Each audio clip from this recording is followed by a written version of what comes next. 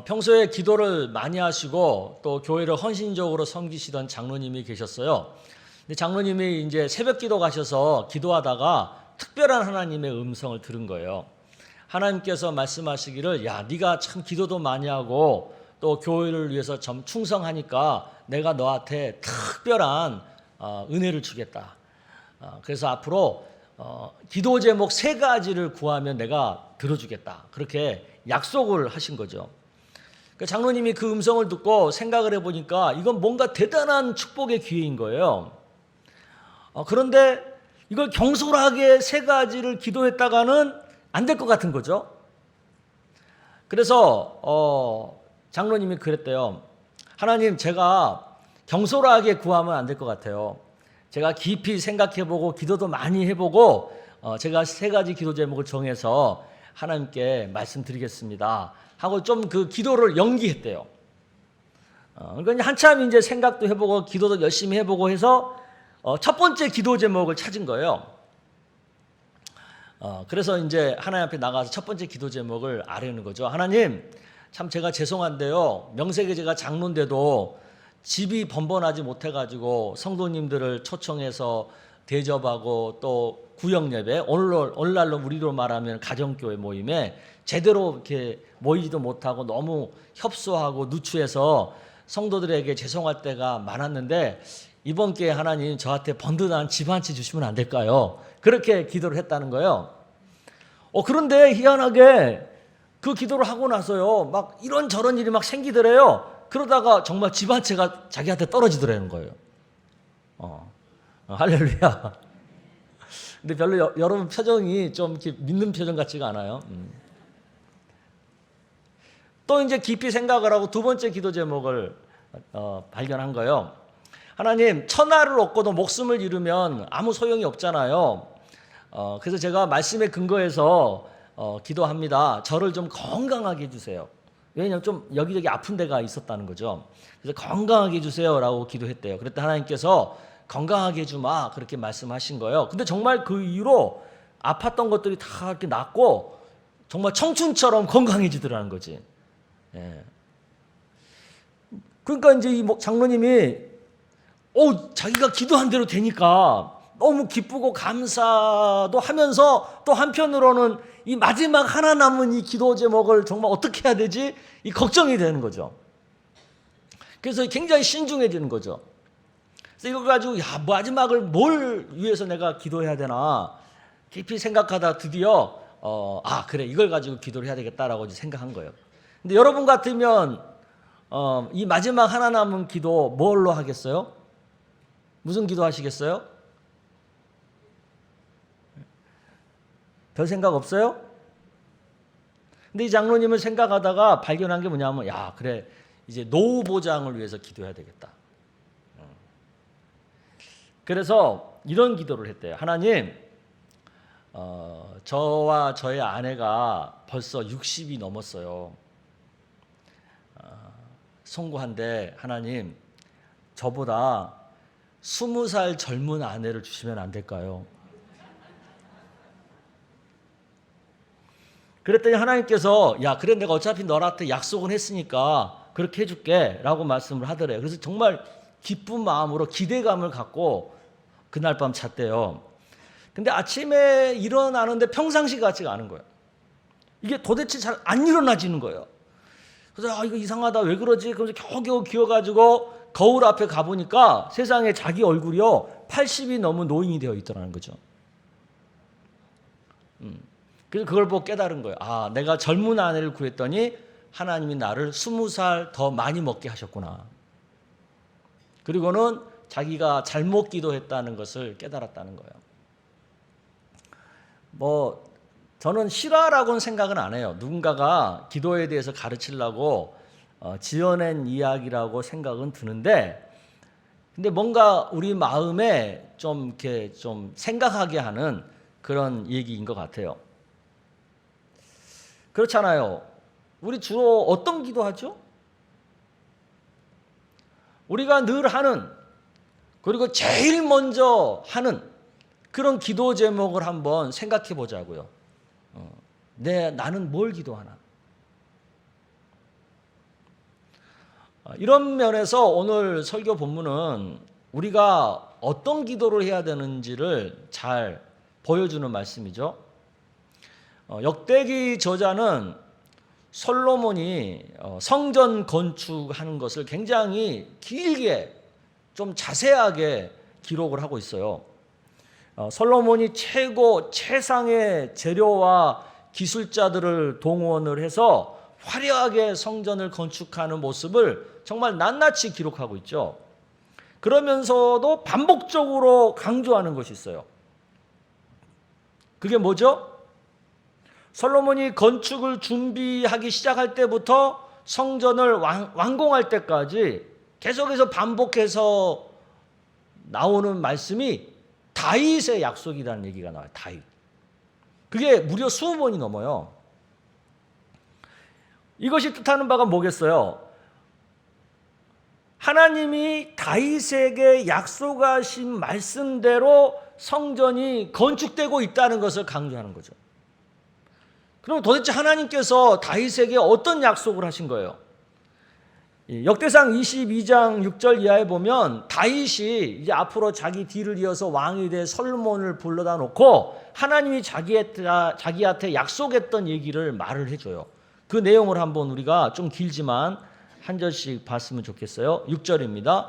다윗이 그의 아들 솔로몬을 불러 이스라엘 하나님 여호와를 위하여 성전 건축하기를 부탁하여 다윗이 솔로몬에게 이르되 내 아들아 나는 내 하나님 여호와의 이름을 위하여 성전을 건축할 마음이 있었으나 여호와의 말씀이 내게 임하여 이르시되 너는 피를 심히 많이 흘렸고 크게 전쟁하였느니라.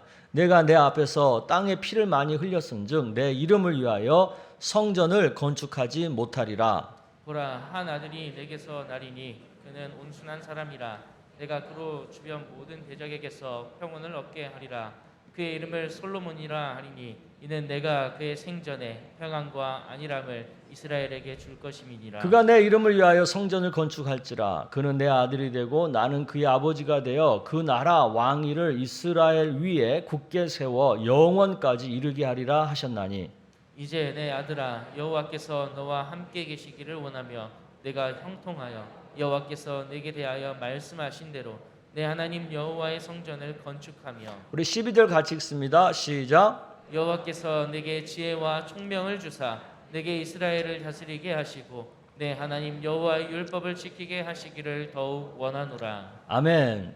그러니까 지금 뭔 얘기예요? 역대기 저자는 솔로몬이 성전을 지었다는 것은 강조하지 않고요. 하나님께서 다윗에게 약속하신 대로 솔로몬을 통해서 짓게 하셨다. 이걸 강조하는 거예요. 역대기 저자가 왜 이걸 강조하겠어요? 왜냐하면 성전을 지은 어떤 사람이 숭배가 되면 안 되기 때문에, 그리고 성전 건물 자체가 숭배의 대상이 되면 안 되기 때문에, 그러니까 이 건축도 사실은 하나님이 하셨다는 것을 강조하는 거죠. 할렐루야. 왜 이걸 강조하겠어요? 왜냐하면 우리 인간이요, 이 성전을 우상화하는 것에 빠지기가 굉장히 쉽기 때문에 그래요. 실제로 이스라엘 역사가 이걸 우리한테 보여주거든요. 이스라엘 백성들은 반복적으로 성전을 숭배의 대상으로 삼았다가 망하잖아요. 그것 때문에 예루살렘 성전이 3번 세워졌지만 3번 파괴되거든요. 그 이후로 예루살렘 성전은 더 이상 지상에 세워지지가 못해요. 왜냐하면 하나님께서 이제 더 이상 성전 갖고는 안 되겠다라고 판단하시고 예수님을 통해서 예루살렘 성전 시대를 마감 짓고 새로운 교회 시대를 열었기 때문에 더 이상 이제 예루살렘 성전이 의미가 없어져 버린 거예요.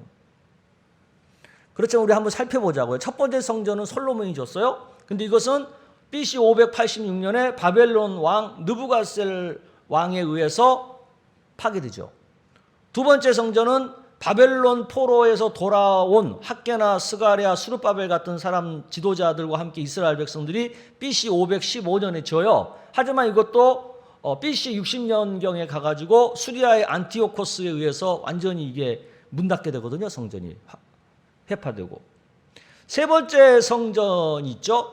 예수님 시대에도 있었던 성전인데, 이것은 헤롯이 유대인의 환심을 사기 위해서 그동안 제대로 성전 기능을 못하고 있던, 문 닫고 있던 성전들을 BC 20년경부터 개축을 하기 시작해요. 그래가지고 AD 64년에야 이제 온전하게 완공을 하거든요. 그런데 이 성전도 로마 제국의 티토스 장군에 의해서 AD 70년에, 그러니까 예수님이 십자가 사건 있고 돌아가시고 난 다음에 하늘로 승천되고 난 다음에 AD 70년에 완전히 파괴돼요. 이건 예수님이 이미 예언하신 대로 된 거예요. 이 일이 있고 난 이후에 예루살렘 성전 터 위에는 더 이상 하나님을 위한 성전이 세워지지 못해요. 지금 예루살렘에 가보면 황금돔으로 이렇게 되어진 뭐 성전 같은 거 있거든요. 그거 이슬람 사원이에요. 황금돔. 교회가 아니에요. 하나님의 성전이 아니라고요. 이렇게 성전이 이 땅에서 사라지고 예수님이 오셔서 교회를 새롭게 시작하게 된 가장 큰 이유가 뭐냐? 성전이 본래의 기능을 못했기 때문에 그런 거예요. 성전 건물 자체가 숭배의 대상이 되었기 때문에 그런 거예요. 기능은 퇴색하고. 하나님은 3번이나 기회를 줘요. 성전의 본래의 기능을 회복할 수 있도록. 하지만 이스라엘 백성들은 그 기회를 모두 다 날려버리는 거죠. 그럼에도 오늘 본문의 솔로몬의 기도가 우리에게 의미가 있고 가치가 있는 이유가 있죠. 왜냐하면 오늘날 우리도 이스라엘 백성들이 빠졌던 이런 영적 함정에 빠질 위험이 크기 때문에 그래요. 지금 우리는 예수님께서 성전을 폐하시고 교회를 새로 여신 신약시대, 성령시대를 살고 있잖아요. 그런데도 우리는 여전히 구약의 성전 개념에 갇혀가지고 교회 생활을 구약의 그 잘못된 성전 생활로 지금 자꾸 회귀하려고 하고 있거든요. 그래서 예배당 건물 자체를 어떤 숭배의 대상으로 삼거나 또 예배당 건물의 본래의 기능을 우리가 놓치고 다르게 사용하고 있거나. 오늘 봉독한 본문 말씀, 사실은 역대하 6장 전체를 우리가 봉독해야 되는데 결론 부분만 읽었어요. 이 역대하 6장 말씀은 솔로몬이 성전을 짓고 나서 성전에 들어가서 하나님 앞에 기도한 내용들을 기록하고 있습니다. 역대기 저자가 이렇게 솔로몬의 기도를 굉장히 자세하게 기록한 데는 특별한 이유가 있는 거예요. 그것은 포로에서 이제 돌아왔잖아요. 그리고 이제 새롭게 성전을 재건해 놨잖아요. 그 새로운 성전을 바라보면서 똑같은 함정에 우리 빠져서는 안 된다. 그 얘기를 하고 싶어서 지금 기록하고 있는 거죠. 그러니까 성전에 대한 바른 인식과 성전의 바른 기능을 다시 가르칠 필요가 있기 때문에 지금 솔로몬의 기도를 아주 장황하게 낱낱이 기록하고 있는 거예요. 이 가르침은 오늘날 우리에게도 굉장히 유효한 겁니다. 그래서 오늘 우리는 이 솔로몬의 기도를 보면서 오늘날 이 교회 생활하는 우리들이 무엇을 깨달아야 되는지 좀 깊이 생각을 하면서 오늘 말씀을 들을 필요가 있어요. 첫째, 솔로몬은 성전을 어떻게 인식하고 있어요? 역대하 6장 18절 말씀을 여러분 읽어보겠습니다. 시작. 하나님이 참으로 사람과 함께 땅에 계시리이까 보소서 하늘과 하늘들의 하늘이라도 주를 용납하지 못하겠거든 하물며 내가 건축한 이 성전이오리이까. 솔로몬은 최선을 다해서 아름답게 성전을 건축했음에도 불구하고 하나님의 존재를 그 성전 안에 한정시키지 않고 있죠. 성전은 단지 하나님께서 그의 이름을 두신 공간일 뿐이라고 고백하고 있잖아요. 솔로몬은 처음에 이렇게 했어요. 그런데 그 뒤에 사람들은 시간이 흐르면서 하나님을 성전에다만 가두는 거예요. 왜 그렇게 하겠어요? 인간이 교만해져 가지고 하나님을 자기들이 통제하려고 하는 거죠. 그리고 성전을 마치 축복을 얻어내는 어떤 수단으로 만들려고 하는 거죠. 이런 어떤 의도 때문에, 시도 때문에 성전조차도 우상이 되어버리는 거죠. 하지만 솔로몬은 그러지 않은 거예요. 그처럼 화려하게 성전을 건축했음에도 불구하고 그 성전에 하나님을 가두지 않으려고 했어요. 이러한 깨어있는 성전 의식을 하나님이 기뻐하신 거죠. 역대기 저자는 솔로몬의 이 성전 의식을 지금 가르치는 거예요. 우리 이런 성전에 대한 의식을 가지고 지금부터 우리가 신앙생활을 해야 된다라는 것을 강조하는 거예요. 오늘날 우리도 마찬가지입니다. 교회를 사랑하는 마음이 지나쳐가지고 교회 예배당 건물 안에 하나님을 한정시키는 그런 신앙생활을 해서는 안 돼요. 우리가 교회 공동체가 모이고 또 우리가 성도님들이 사용하는 예배당이니까 우리가 소중하게 생각하고 사랑하는 것은 당연하죠. 하지만 그 예배당 자체를 마치 하나님인 것처럼 생각하고 그것을 지나치게 신성시하는 것은 그건 성경에서 떠난 인식이에요. 특히 지금은 구약 시대도 아니잖아요. 그런데도 교회 건물을 너무 지나치게 신성시하는 것은 이런 성령 시대, 성교 시대를 사는 오늘날 우리 성도들에게는 합당하지 않은 성전에 대한 인식이라는 것을 기억해야 될 필요가 있습니다. 특히 가끔 그 대표 기도하는 거 듣다 보면 자꾸 그 제단 이런 얘기 하거든요. 그 사실 구약의 성전 개념이에요. 오늘날 무슨 교회에서 제사를 드립니까? 동물 잡아서 제사 드리지 않잖아요. 그러니까 제단이 없어요. 지금은 교회 예배당 안에. 강단이지, 강단. 그러니까 제단 그렇게 기도하시는 분들은 옛날에 우리 선배 목사님들이 사실은 좀 잘못 가르친 부분이거든요, 그거. 그래서 제단이라는 말은 그렇게 쓰지 않아야 돼요. 그리고 또 어떤 분들은 목사님을 무슨 제물이라고 기도하는 분도 있더라고.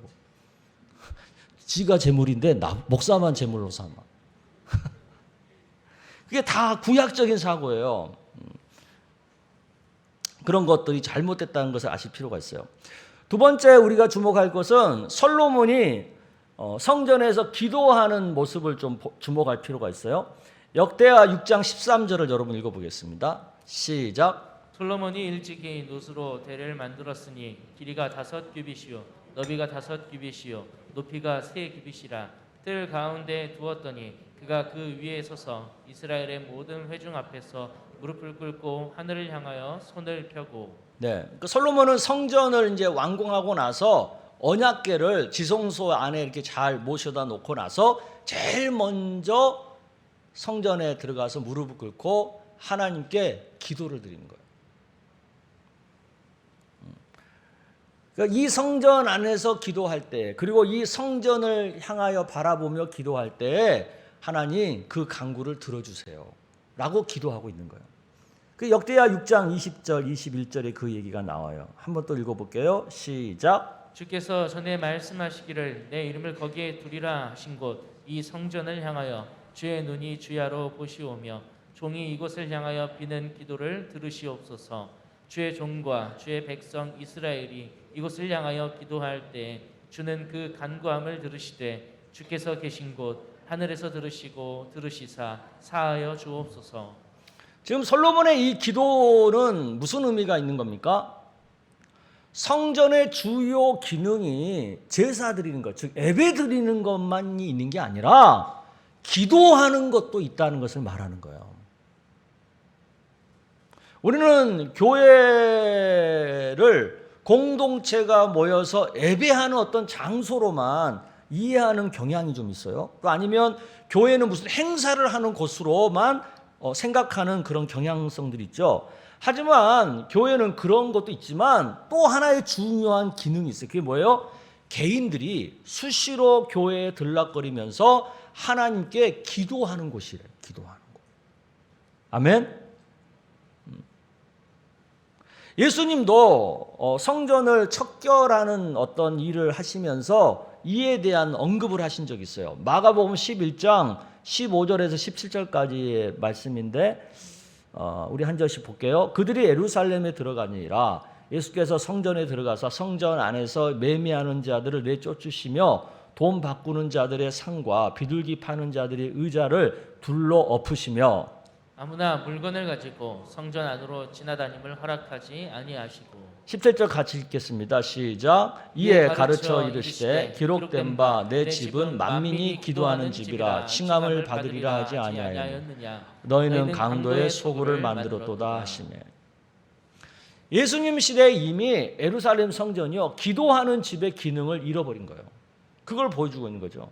그러면서 기도하는 집으로의 성전 기능이 회복되어야 된다는 것을 예수님이 지금 말씀하시는 거예요. 강조하는 거예요. 그렇다면 오늘날 우리는 지금 어떠냐는 거죠. 예배 드리려고 성도님들이 교회는 찾아요. 그런데 개인적으로 기도하려고 교회 찾는 사람이 몇 명이나 돼요.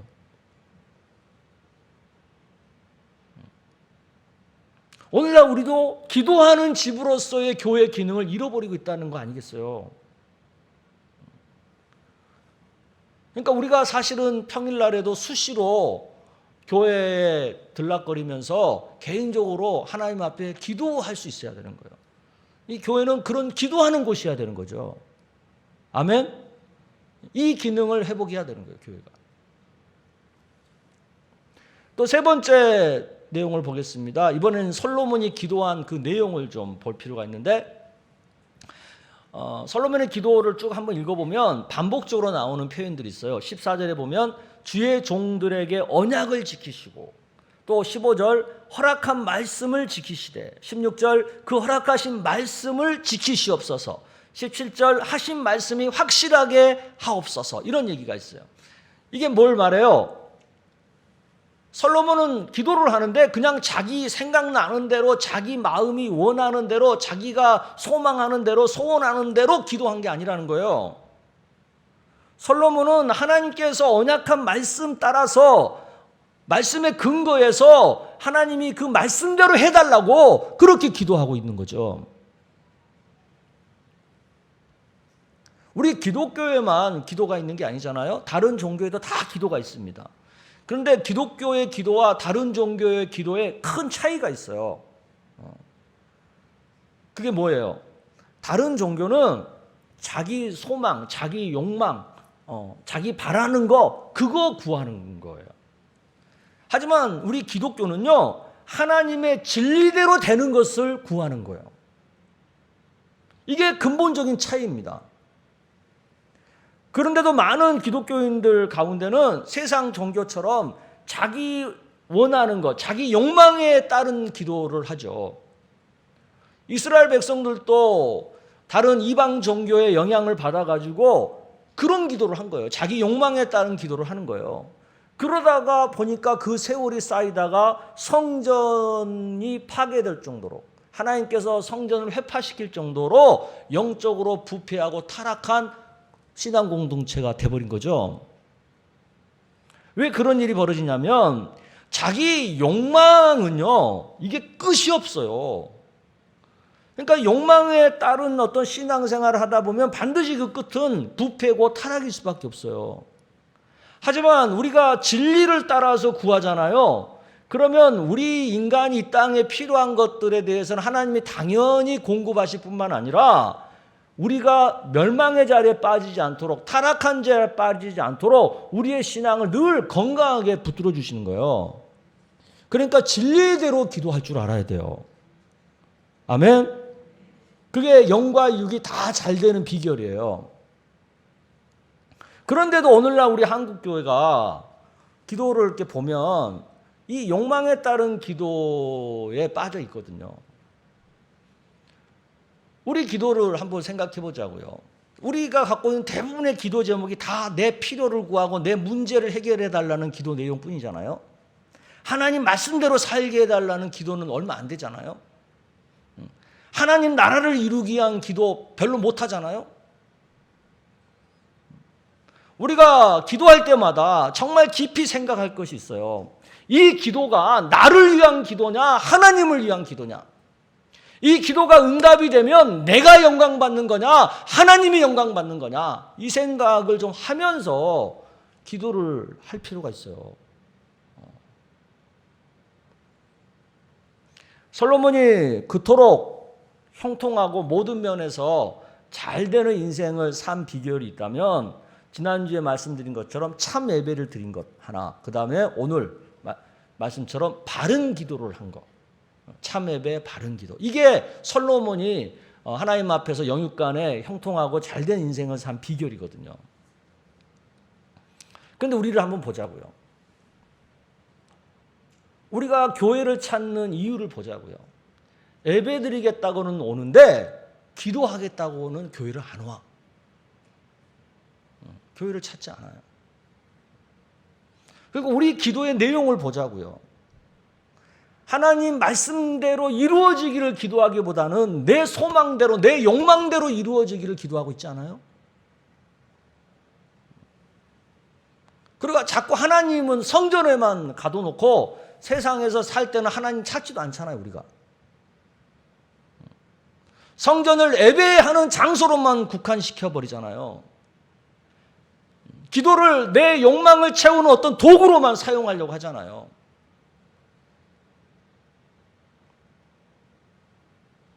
이게 오늘날 우리들의 모습 아닙니까? 하기야 뭐 이것도 안 하는 사람도 많이 있지만 솔로몬은 자신의 그 기도를 통해서 바른 성전의 의식이 뭔지 그리고 바르게 기도한다는 것이 뭔지를 우리에게 보여주고 있죠. 바로 여기에 답이 있는 거예요. 인생을 잘 살 수 있는 정답이 여기에 있는 거예요. 지금 우리는 코로나를 겪으면서 굉장히 혼란에 빠져 있잖아요. 평소 우리가 알고 있었던 교회에 대한 개념도 흔들리고 있고 예배에 대한 생각, 기도에 대한 가치들이 송두리째 지금 흔들리고 있거든요.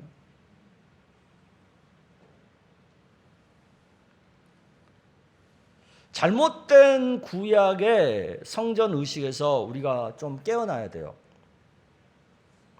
지금은 예수님께서 십자가로 완전한 속죄 제사를 드려버렸기 때문에 더 이상 구약의 동물 제사가 필요 없는 시대예요. 지금은 성령 시대이기 때문에 더 이상 구약의 어떤 공간 중심의 성전 개념이 이제는 의미가 없어요. 예수님이 함께 하시는 곳이 다 성전이고 하나님이 임재하는 곳이 돼버렸잖아요. 근데 왜 자꾸 하나님을 이 성전 안에서만 만나려고 하냐고요. 그럼에도 불구하고 지금도 여전히 역사하고 살아있는 성전의 개념들이 있어요. 그 첫 번째가 영과 진리로 드리는 참된 예배의 자리라고 하는 개념. 성전은. 두 번째, 성전은 기도하는 집이라고 하는 개념. 그리고 세 번째는 성전은 공동체가 함께 모여서 서로 사랑하고 교제하는 그런 곳이라고 하는 개념. 이 세 가지 개념은 지금도 살아있는 거예요. 왜 지금도 살아있냐면 이 세 가지 개념은 구약부터 지금까지 계속되는 개념이기 때문에. 왜? 이게 바로 하나님 나라의 속성이거든요. 그러니까 지금까지도 이 세 가지 개념은 여전히 유효한 거예요. 그러므로 우리는 아직도 유효한 이러한 성전의 개념들을 잘 헤아리면서 신앙생활을 하고 교회 생활을 할 필요가 있는 거죠. 그런 면에서 지금 코로나 상황 속에서 우리는 좀 성경적인 눈으로 우리의 신앙생활, 우리의 교회 생활을 좀 되돌아볼 필요가 있습니다. 나는 정말 참된 예배를 드리고 있는지, 정말 나는 바른 기도를 힘쓰고 있는지, 그리고 나는 정말 교회 공동체 중심으로 서로 사랑하고 교제하는 그런 교회 생활을 하고 있는지를 좀 돌아볼 필요가 있어요.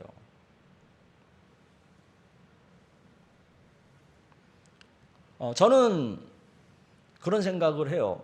이 코로나는 하나님께서 이 세상 가운데 있는 교회와 성도들을 바른 길로 이끄시기를 원하시는 거라고 생각해요. 이 코로나 상황 속에서. 과거에 하나님이 그러셨거든요. 과거 14세기 때에 전 세계에 유행했던 전염병 있잖아요. 패스트. 흑사병이라고 하는. 그걸 통해서 하나님이 어떻게 교회를 바꾸셨어요? 타락한 천주교를 종교개혁을 통해서 새롭게 만드셨거든요. 그런 것처럼 지금 21세기 초에 벌어진 이 코로나는 이 땅의 교회들, 이 땅의 성도들을 참된 예배의 자리로 그리고 바른 기도의 자리로 이끄기를 원하시는 하나님의 마음이 지금 담겨 있는 거예요. 저는 지난 한 10개월 이 코로나 상황을 살아오면서 정말 잠 못 드는 밤들이 많았거든요. 근데 그때 깨어서 뭐 말씀도 공부하고 뭐 책도 보고 또 기도도 하고 할 때 제 마음에 늘 가지고 있었던 것 중에 하나가 뭐냐면 이 상황에 대한 하나님의 뜻이 뭘까? 근데 그것을 생각하면서 제 마음에 떠오르는 게 이건 뭔가 우리가 회개해야 된다는 생각이 들더라고요. 얼마나 우리가 그동안 성경에 충실한 신앙생활을 했느냐. 또 저는 목사니까 목회자로서 제가 얼마나 성경에 충실한 목회를 했느냐, 설교를 했느냐, 성도들을 이끌었느냐 이 생각을 하게 되더라고요.